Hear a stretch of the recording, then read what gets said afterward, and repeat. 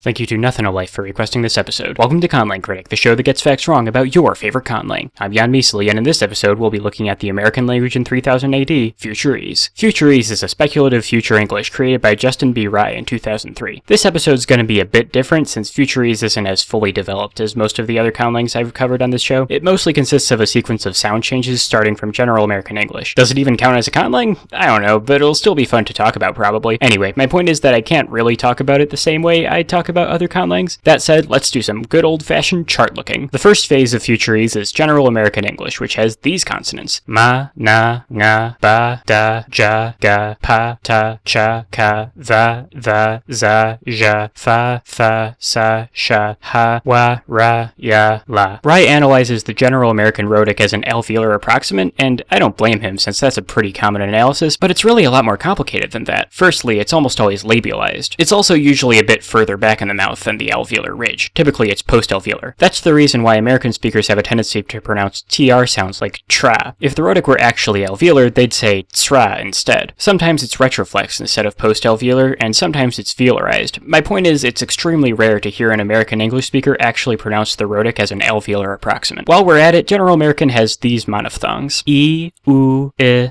a, o, a. I might have messed up the pronunciation on most of those because I don't actually speak General American. If you've ever talked to me about English vowels, then you know I speak a dialect that's undergone a chain shift called the Northern Cities vowel shift, so I pronounce all those vowels roughly like this. We've gotten a bit off track. General American's diphthongs are a, oi, o, I, ow. I pronounce these sorta like this. Those two pronunciations of I are the result of one half of Canadian raising. I pronounce it like I most of the time and like I before voiceless obstruents. Anyway, now that we've established our starting point, let's apply some changes. Now, our boy JBR goes pretty in depth with sound shifts, but I'm just gonna go over the ones that affect the inventory. The only change to the consonants at this stage is the formalization of intervocalic flapping. This is common among American English speakers. It's when alveolar plosives become alveolar flaps when they come after a vowel and before an unstressed vowel. I'm kinda disappointed that this is the only bit of allophony that becomes phonemic here.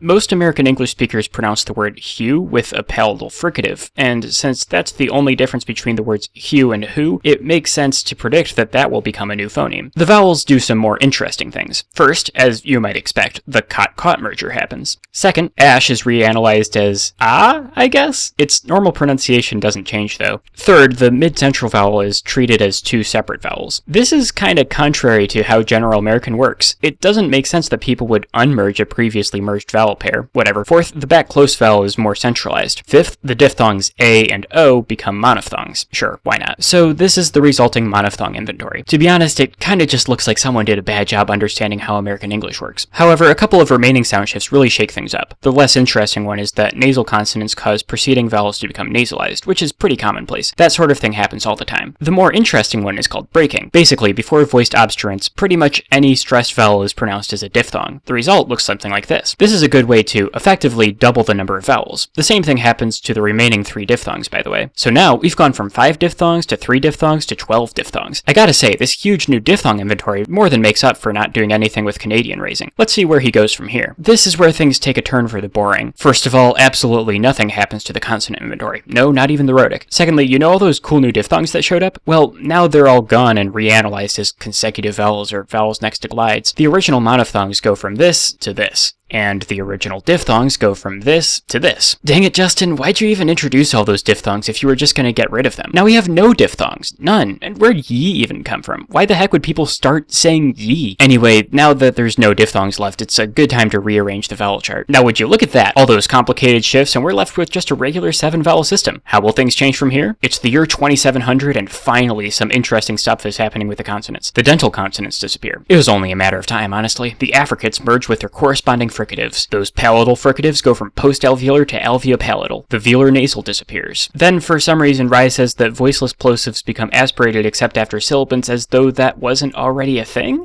That's pretty clearly already a thing in English now. You don't need to say that it starts happening in the heckin' 28th century. Anyway, the glottal approximant becomes voiced. Next, as expected, some vowel shifts happen. This becomes this. Nothing too unusual here. The loss of that 3 vowel means we're now down to a nice symmetrical 6-vowel system. Oh, also, nasal vowels suddenly matter now. Remember those? They're back, and now they matter. Thanks, nasal vowels. Now for the main event, the year 3000. We've already seen some pretty significant changes, and we're about to see some more. Aspirated plosives become affricates. The flap merges with thorotic. Darn, the breathy voiced glottal fricative becomes uvular. And then that's it for the consonants, I guess? Yeah, this is the end result. I'll talk about this some more in a bit, but first let's look at what happens to the vowels. This becomes this, which can be rearranged to look like this. Okay, so now we have the end result of all these sound shifts. So let's just take a close look at it, aesthetically. The consonants leave me wanting more, honestly. Like, those affricates are kind of cool, but like, why is the rhotic still the same? Why didn't anything more interesting come out of the alveolar flap? You know, stuff like that. As for the vowels, I do like how they ended up somewhat symmetrical, even though the way they got there is super weird and overcomplicated. It's also a type of 6-vowel system you don't see much, one that's symmetrical horizontally instead of vertically, so that's neat. Man, it sure took me a super long time to talk about the phonology, huh? So, hey, Justin, you have this version of English from about a millennium in the future. You spent a real long time thinking about what it'll sound like, but what's it gonna look like? Justin responds from like 15 years ago, quote, "The spellings used are the closest transliteration I can manage within the limitations of a 21st century character set. Fortunately, by the 31st century, storing information as strings of written words is something of a fossil handicraft anyway, much like calligraphy in the present day. So an anachronistic font is as good as any." So I guess this is just his attempt to Romanize these sounds. Oh, yeah, I guess that makes sense. I personally would have written the affricates like at all, but since they're technically still allophones of the voiceless plosives, it isn't completely necessary. How about the vowels? Oh, so, small capital A, huh? That's really what you're going with? I gotta tell you, Justin, this isn't really all that great. It would have made more sense to go with something like this instead.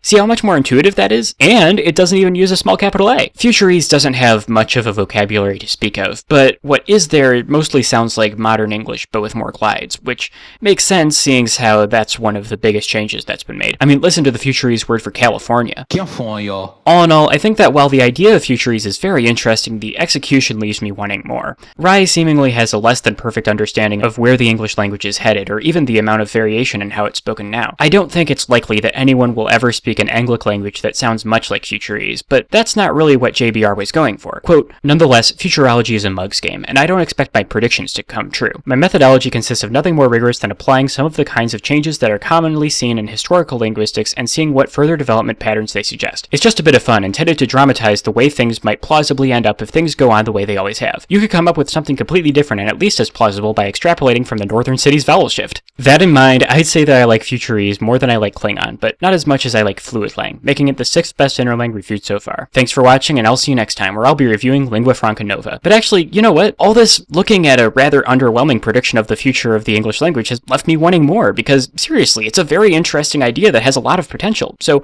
before we move on to the Lingua Franca Nova episode, I'm going to need to do something I've never done on this show. Make a conlang.